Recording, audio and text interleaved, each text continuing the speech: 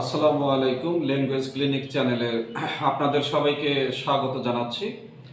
এই চ্যানেলটিতে সবসময় বিভিন্ন শিক্ষামূলক বিষয় নিয়ে আলোচনা করা হয়। আজকে আমরা আলোচনা করব একটা কমন প্রিপজিশন উইথ। আমরা জানি উইথ মানে সাথে, উইথ মানে দ্বারা, উইথ মানে দিয়া, উইথ মানে কর্তৃক। সেই উইথের স্পেশাল কিছু ব্যবহার আমরা শিখব। আশা রাখি সবাই একটু ভিডিওটা ধৈর্য সহকারে শিখবেন, প্রায় 10 মিনিটের মতো লাগবে। এক নম্বর হলো যেমন ট্রেম্বলিং উইথ রেইজ, মানে ক্রোধে কাঁপাকাঁপি শুরু করা। কেউ বললো যে আমি রাগে ক্ষোভে কাঁপছিলাম, I was trembling with rage. তারপরে ব্লু উইথ কোল্ড, কেউ ঠান্ডায় নীল রং হয়ে গেছে, he got blue with cold, সে ঠান্ডায় নীল রং হয়ে গেছে। এরকম বলছে যে with is used in a number of expressions, with বেশ কিছু এরকম এক্সপ্রেশন প্রকাশে, ইডিওমেটিক্স প্রকাশে ব্যবহৃত হয়। Which say how people are showing their emotions and sensations, অর্থাৎ কিভাবে মানুষ তাদের আবেগ অনুভূতি, মানুষ তাদের সংবেদনশীলতা প্রকাশ করছে, এটা বোঝার জন্য আমাদের এই উইথ কথাটা ব্যবহার করা হয়। যেমন my mother was trembling with rage, আমার মা ক্রোধে কাঁপছিল। My mother was trembling with rage, ক্রোধে রাগে কাঁপছিল। তো এই কথাগুলো তোমরা যারা ছাত্র দেখতেছো অবশ্যই এটা লিখে রাখবা খাতায়, তাহলে এবং স্পিকিং প্র্যাকটিস করবা, তাহলে স্পিকিং এবং রাইটিং দুটোতেই ভালো হবে। Shilpi was jumping up and down with excitement, Shilpi was jumping up and down, অর্থাৎ শিল্পী উপর নিচে নাচতেছিল উইথ এক্সাইটমেন্ট, উত্তেজনায়। উত্তেজনায় এখানে কিন্তু বলা যাবে না যে উত্তেজনার দ্বারা, উইথ এক্সাইটমেন্ট মানে উত্তেজনায় শিল্পী আপ অ্যান্ড ডাউন, উপর নিচ নাচানাচি করছিল। When I found her, she was blue with cold, যখন আমি তাকে গিয়ে দেখলাম তখন দেখলাম যে she was blue with cold, সে ঠান্ডায় নীল রঙের হয়ে গেছে। এই ব্যাপারটা তাহলে she was blue with cold, সে ঠান্ডায় নীল রঙের হয়ে গেছে। তারপরে বলা যাবে হোয়াইট উইথ ফিয়ার আর white with rage, she got white with fear with rage, সে ভয়ে সাদা হয়ে গেছে, বা she got fear, she got white with rage, সে রাগে সাদা হয়ে গেছে। রেড উইথ অ্যাঙ্গার বা রেড উইথ এম্বারাসমেন্ট, যে রাগে লাল হয়ে যাওয়া। I got red with anger, আমি রাগে লাল হয়ে গেলাম। I got red with embarrassment, আমি লজ্জায় লজ্জায় লাল হয়ে গেলাম। এগুলো কিন্তু খুবই কমন ইংলিশ। আমি লজ্জায় লাল হয়ে গেলাম, I got red with embarrassment, আমি রাগে লাল হয়ে গেলাম। I got red with anger বা রেইজ। তো এই কথাগুলো আমাদের স্পোকেন এবং রাইটিং দুটোতেই খুব কাজে দেয়। এই জন্য আশা রাখি এগুলো তোমরা যারা ছাত্র শুনছো লিখে রাখবা এবং স্পিকিং প্র্যাকটিস করবা। তারপরে গ্রিন উইথ এনভি, হিংসায় সবুজ হয়ে যাওয়া, হিংসায় জ্বলে ওঠা। He got green with envy, সে হিংসায় জ্বলে উঠল। শিভারিং উইথ কোল্ড, ঠান্ডায় কাঁপা। এই যে এইভাবে করি, একভাবে শীতকালে জানুয়ারি মাসে যে আমরা কাঁপি। He was shivering with cold, সে ঠান্ডায় কাঁপছিল। তো এটা হলো উইথের একটা স্পেশাল ব্যবহার।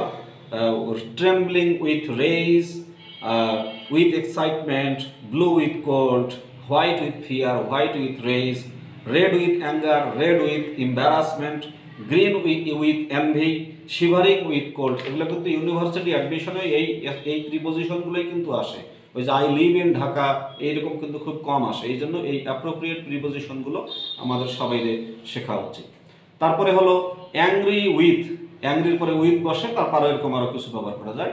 তো অনেক ধরনের এরকম অ্যাডজেক্টিভের ক্ষেত্রে অ্যাংরি উইথ আমরা ইউজ করি, যেখানে বোঝানো হয় যে মানুষ অন্যের প্রতি কি ফিলিং, কি অনুভূতি প্রকাশ করছে সেটা নিয়ে।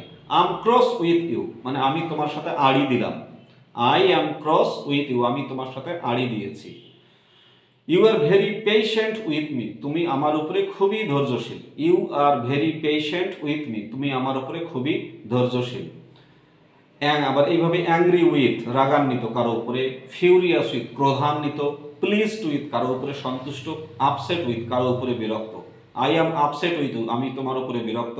I am pleased with you, আমি তোমার উপরে খুশি বা সন্তুষ্ট।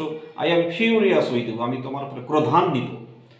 I am angry with you, আমি তোমার উপরে রাগান্বিত। এভাবে ব্যবহার করা হয়।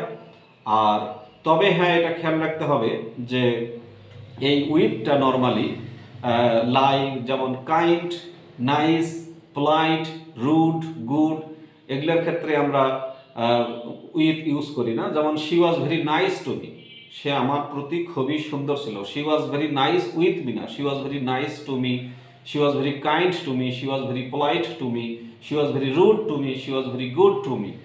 এগুলো এই ব্যবহারগুলো আমাদের শিখতে হবে এবং এই ব্যবহারগুলোই কিন্তু অ্যাডমিশনে আসে। আচ্ছা, উইথ অর্থে আবার অ্যাগেনস্ট অর্থে, যে বিরুদ্ধ, যে আমি চেয়ারে হেলান দিয়ে আছি এইভাবে, এই বিরুদ্ধে অর্থে উইথ কথাটা ইউজ করা হয়। যেমন ফাইট, ফাইটের পরে, স্ট্রাগলের পরে, কোয়ারেলের পরে, আর্গিউয়ের পরে, প্লেয়ের পরে, এরকম এই জাতীয় একই রকম অর্থবাহী শব্দের সাথে উইথ ব্যবহার করা হয়, কিন্তু সেখানে উইথ বলতে অ্যাগেনস্ট বা বিরুদ্ধে বোঝায়। ডোন্ট ফাইট উইথ হিম, তার সাথে যুদ্ধ করো না, ঝগড়া করো না। He is bigger than you are, সে তোমার চেয়ে বড়, এইটা। আচ্ছা, তারপরে আর কি, তারপরে হলো will you play chess with me, তুমি কি আমার সাথে দাবা খেলবা? Will you play chess with me, তুমি কি আমার সাথে দাবা খেলবা? আমার সাথে বলতে কি আমার বিরুদ্ধে দাবা খেলবা? তো এই ক্ষেত্রগুলোতে এটা হয়। তাহলে struggle with, quarrel with, he কোয়ারেলড with me, এরকম। আচ্ছা, এরপরে আবার কিছু সার্কামস্টেন্স এবং কিছু রিজন, অর্থাৎ কিছু পরিস্থিতি, কিছু কারণের সাথেও আমরা উইথ ব্যবহার করি। এটা বলছে যে লাইক দেয়ার ইজ, এরকম একটা, যেমন the runners started the race with a lion following wind, যে রানার্স যারা রানার ছিল তারা রেস শুরু করলো একদম একটা আলোর সাথে, যে আলোর পিছনে উইন্ড, বাতাসও ছিল।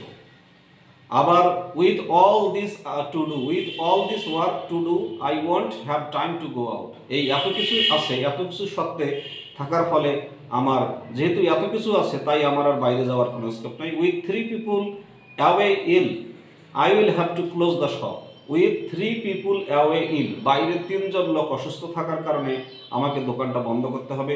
With friends like you who needs enemies, তোমার মতো বন্ধু থাকতে শত্রুর দরকার নেই, কথাটা কিন্তু খুব জরুরি। উইথ ফ্রেন্ডস লাইক ইউ, তোমার মতো বন্ধু থাকতে, হু নিডস এনিমিজ, শত্রুর প্রয়োজন নেই, তোমার মতো বন্ধু থাকতে শত্রুর প্রয়োজন নেই। আচ্ছা, এই ক্ষেত্রে এইরকমভাবে আবার উইদাউটও একই অর্থে ইউজ করা যাবে।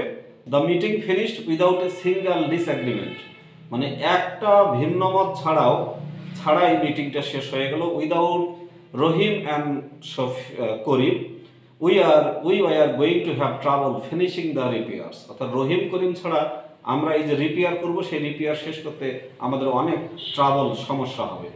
আচ্ছা, একইভাবে কোনো কিছুর প্রোগ্রেস, কোনো কিছুর পজেশন বলতে কোনো কিছুর মালিকানা বোঝাতেও আমরা উইথ ব্যবহার করি। যেমন there are so many people around with no homes, আশপাশে অনেক মানুষ আছে ঘর বাড়ি ছাড়া। There are so many people around with no home, আশপাশে অনেক মানুষ আছে ঘর বাড়ি ছাড়া, এটা। আচ্ছা, তারপরে হলো we need a computer with a huge memory, আমাদের একবারে বিশাল র্যাম রোম মেমোরি সমৃদ্ধ একটা কম্পিউটার দরকার। They have bought a house with a big garden, তার একটা বিশাল বাগানওয়ালা বাড়ি কিনেছে। They have bought a house with a big garden, বিশাল বাগানওয়ালা একটা বাড়ি কিনেছে। He did not just look like a fish, তাকে ফিশের মতো লাগেনি।